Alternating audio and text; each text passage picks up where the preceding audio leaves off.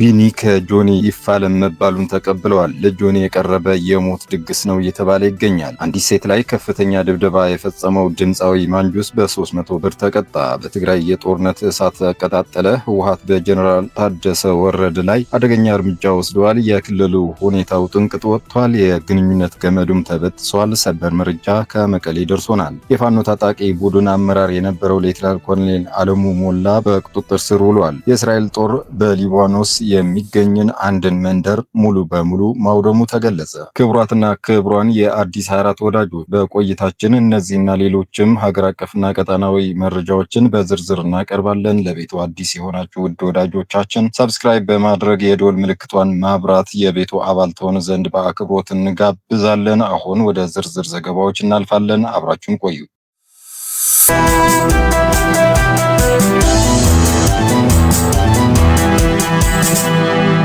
ቢኒ ከጆኒ ይፋለም መባሉን ተቀብለዋል። ለጆኒ የቀረበ የሞት ድግስ ነው እየተባለም ይገኛል። የኢትዮጵያ ድብልቅ ማርሻል አርት ሚያዝያ 17 ቀን 2018 ዓ.ም በአንድ የክፍለ ሀገር ልጅ ፈርቀዳጅነት በከተሜው ድል ከተጠናቀቀ በኋላ ዘርፎ መነቃቃት ጀምሯል። በዚህም ትናንት ጆኒ ያቀረበውን ጥያቄ ተከትሎ ሴዶ ለመፋለም ያለውን ዝግጁነት ሲጠቅስ፣ ስዊት ቦክስ በበኩሉ ፊልሚያውን ይፋዊ በማድረግ የ5 ሚሊዮን ብር ፊልሚያ እንደሚሆንም አስታውቋል። በዚሁ የስፖርት አይነት ኢትዮጵያዊ ፕሮፌሽናል ተደባዳቢውን ቢኒያም ሽብሬ ከጆኒ ይጣመር የሚል ጥያቄ ከተመልካች መቅረቡን ተከትሎ ቢኒ ይህንን ሀሳብ ማጋራቱ ወይም ሪፖስት ማድረጉ ሀሳቡን ለመቀበሉ ማሳያ ተደርጎ ተወስዷል። ይህንንም ተከትሎ ስዊት ቦክስም ይሁን ጆኒ የሰጡት ሀሳብ ባይኖርም ይህ ለጆኒ የቀረበ የሞት ድግስ ተብለዋል። ቢኒያም ሽብሬ በዓለም አቀፍ ደረጃ በቴሌቪዥን ፕሮግራሞች የሚታወቅ ቢሆንም በኤምኤምኤ ስፖርትም ውጤታማ ጉዞ እያደረገ የሚገኝ ተደባዳቢ መሆኑን ዶች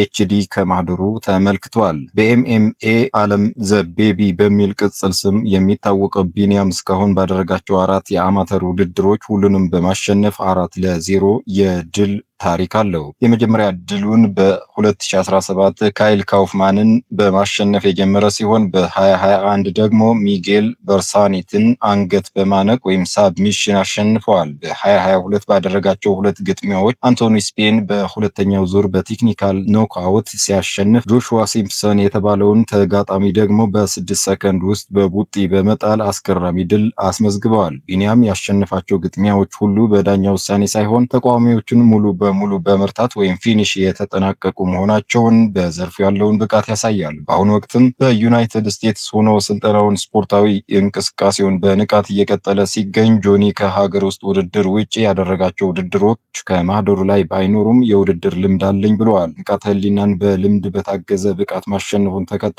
ቢኒ ከሱ የተሻለው የውድድር ልምድ ባለቤት እንደመሆኑ አስፈሪ የሞት ድግስ አስብሎታል።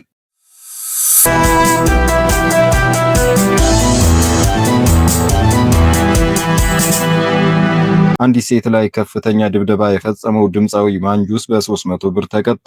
ከዚህ በፊት ድምፃዊ አህመድ ሁሴን ወይም ማንጁስ የሚባለው ዘፋኝ አንድ ሴት ላይ የመድፈር ሙከራና ከባድ የድብደባ ወንጀል መፈጸሙ አንዲትም ቀን ሳይታሰር እንደቀረ ከዚያም ባለፈ ያለ አግባብ የወንጀሉን እርከን ዝቅ በማድረግ ጉዳዩ ለፍርድ ቤት እንደቀረበ ብዙ ጊዜ ተነግሮ ነበር። አሁን ሽንት መንገድ ላይ ሸናችሁ ብሎ በሺህ ብሮች የሚቀጣው ፍርድ ቤት ይህንን ደፋሪና ጨካኝ ደብዳቢ በኢትዮጵያ 300 ብር ብቻ በመቅጣት ነጻ አሰናብቶታል ተብለዋል። ማንጁስ የተባለው ዘፋኝ ተደጋጋሚ ወንጀሎች በመፈጸም የሚታማ ብዙ ሴቶችም ጥያቄ የሚያቀርቡበት ሰው ነው። ነገር ግን ተደፈርኩ ወይም ከባድ አካላዊ ጥቃት ተፈጸመብኝ ብላ የሄደች ሴት በተለመደ መልኩ ከሙሰኛ ፖሊሲዎች ጋር በመመሳጠር በማፈን ጉዳዩን ያደባብሳል። ካልሆነ ከፍተኛ የማስፈራራት ስራ ይሰራል። እሱ ካልተሳካለት ደግሞ ሽማግሌዎች በመላክ ነገሩን ለመፍታት ይሞክራል ወዘተ። ከዚህ ሁሉ ታልፎ ነገሩ ፍርድ ቤት ከደረሰም በዚህ መልኩ ለተጎጆቹ ስድብ የሆነ አሳፋሪ ፍርድ ተሰጥቶ ነገሩ ይጠናቀቃል። ይህንን ፍርድ የሰጣችሁ ዳኞች ግን ሴት ልጆች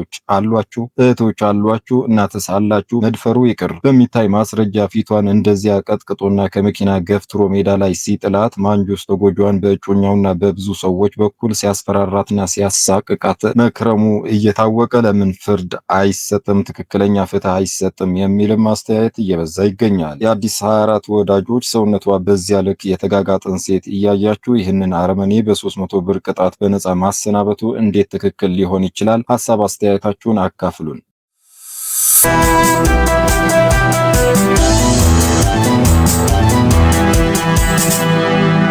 የትግራይ ጊዜያዊ አስተዳደር ፕሬዝዳንት ሌተናንት ጀነራል ታደሰ ወረደ ሰላማዊና ዲሞክራሲያዊ ርክክብ የማይፈጽሙ ከሆነ ስህተት እንደሚሆን የህዝባዊ ወያነ ሓርነት ትግራይ ህወሓት ቃል አቀባይ ለቢቢሲ ተናገሩ። የህወሓት ቃል አቀባይ ሚካኤል አስገዶም የትግራይ ክልል ጊዜያዊ አስተዳደርም እየፈረሰ በመሆኑ ከፌዴራል መንግስት ጋር ያለው የግንኙነት ገመድ መበጠሱን ገልጸዋል። ከቢቢሲ ጋር አጭር ቃለ መጠይቅ ያደረጉት ቃል አቀባዩ የህወሓት ማዕከላዊ ኮሚቴ ከ2 ሳምንት ገደማ በፊት ያስተላለፈውን ውሳኔ በተመለከተ ከተለያዩ አካላት ጋር ውይይት እየተካሄደ እንደሆነ ተናግረዋል። የህወሓት ማዕከላዊ ኮሚቴ ሚያዝያ 11 ቀን 2018 ዓ.ም ባወጣው መግለጫ ከ6 ዓመት በፊት ክልሉ ውስጥ በተደረገ ምርጫ የተመረጠው የትግራይ መንግስት ምክር ቤት ወደ ስራ እንዲመለስ መወሰኑን አስታውቆ ነበር። ህወሓት ይህንን ውሳኔውን ያስታወቀው ፌዴራል መንግስት ከፕሪቶሪያ ስምምነት በኋላ የተቋቋመውን የትግራይ ክልል ጊዜያዊ አስተዳደር እየመሩ ያሉት ፕሬዝዳንት ታደሰ ወረደ የስልጣን ቆይታ በአንድ ዓመት ካራዘመ ከ2 ሳምንት ገደማ በኋላ ነው። ቃል አቀባዩ ሚካኤል የፌዴራል መንግስት ውሳኔውን ያስተላለፈው ህወሓትን ሳያማክር ለብቻው ነው ብለዋል። ጀነራል ታደሰ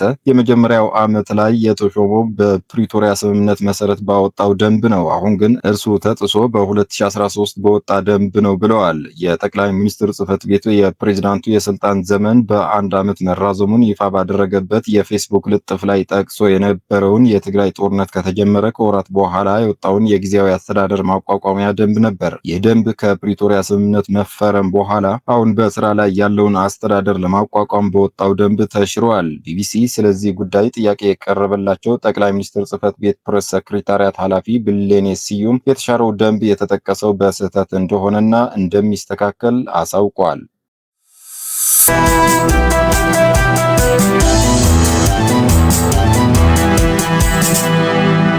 በሰሜን ወሎ ዞን ጊራና አካባቢ በተከናወነ የተቀናጀ ኦፕሬሽን በታጣቂ ቡድን በአመራርነት ሲንቀሳቀስ የነበረው ሌተናንት ኮሎኔል አለሙ ሞላ በሰራዊቱ ቁጥጥር ስር ውለዋል። የ11ኛ እዝ ምክትል አዛዥ ለኦፕሬሽን ሜጀር ጀነራል ዘውዱ ሰጣርጌ እንዳሉት ሰራዊቱ ባደረገው ኦፕሬሽን በአካባቢው የጥፋት ድርጊት ሲፈጽሙ የነበሩ የታጣቂ ቡድን አባላት እርምጃ መውሰዱን ነው ሰራዊቱ ያስታወቀው። ሌሊት በሀብሩ ወረዳ ጊራና ቀበሌ ልዩ ስሟ በረዱኝ በተባለ ቦታ የጽንፈኛው ቡድን አመራር ሌተናንት ኮሎኔል አለሙ ሞላ በቁጥጥር ስር ሊውል ችለዋል ብለዋል። የክፍለ ጦር አዛዥ ሌተናንት ኮሎኔል ፍቃዱ ደበላ የጽንፈኛ ቡድን አመራር በቁጥጥር ስር ለማዋል በርካታ ጥረቶች ሲደረጉ መቆየታቸውንና በኋላም ክፍለ ጦሩ ተልዕኮውን አሳክቶ መያዙን ተናግረዋል። ዘገባው የ11ኛ እዝ የሰራዊት ስነ ልቦና ግንባታ ነው። የፋኖ ታጣቂ ኃይል የህዝብ ግንኙነት ኃላፊ አስረስ ማሬ ግለሰቡ የታጣቂ ኃይሉ አባል እንዳልሆነም አስታውቋል።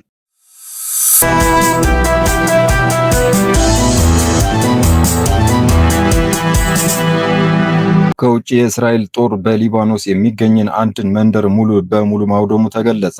በሊባኖስና በእስራኤል ድንበር አካባቢ እየተካሄደ ያለው ግጭት ከፍተኛ ደረጃ ላይ በደረሰበት በዚህ ወቅት የእስራኤል መከላከያ ሰራዊት በአንድ መንደር ውስጥ የሚገኙ ህንፃዎችን ሙሉ በሙሉ በሚባል ደረጃ ማውደሙን የሚያሳዩ ዘገባዎች ወጥተዋል። እስራኤል ለወሰደችው ለዚህ ከፍተኛ እርምጃ እንደ ምክንያት ያቀረበችው የወደሙት ህንፃዎችና መላው መንደሩ በሊባኖስ ለሚንቀሳቀሰው የሂዝቦላ ታጣቂ ቡድን እንደ ምሽግና የጦር መሳሪያ ማከማቻነት ያገለግሉ ነበር የሚል ነው። ይህ ድርጊት በሊባኖስ በኩል ከፍተኛ ቁጣን የቀሰቀሰ ሲሆን በዚህ በሲቪል መኖሪያ ቤቶች ላይ ያነጣጠረ ጥቃት ነው በሚል እየተኮነነ ይገኛል። በአንጻሩ የእስራኤል ወታደራዊ አመራሮች ጥቃቱ አስቀድሞ የታቀደና የሂዝቦላን ወታደራዊ መሰረተ ልማት ለማዳከም የታለመ መሆኑን ገልጸዋል። በደቡባዊ ሊባኖስ የሚገኙ በርካታ መንደሮች ከዚህ ቀደም በተመሳሳይ ሁኔታ ከፍተኛ ውድመት የደረሰባቸው ሲሆን አሁን ያለው ሁኔታ የቀጣናውን ሰላም ይበልጥ አደጋ ላይ ጥሎታል። ዓለም አቀፉ ማህበረሰብ በሁለቱ ወገኖች መካከል ያለውን ግጭት ወደ ከፋ ቀጣናዊ ጦርነት እንዳያመራ ስጋቱን እየገለጸ ይገኛል። በተለይም በሲቪሎች ላይ የሚደርሰው ሰብአዊ ቀውስ አሳሳቢ ደረጃ ላይ መድረሱን ተከትሎ የተኩስ አቁም ስምምነት እንዲደረግ ጥሪዎች እየቀረቡ ቢሆንም በድንበር አካባቢ ያለው የተኩስ ልውውጥና የአየር ጥቃት ግን ዛሬም እንደቀጠለ ነው።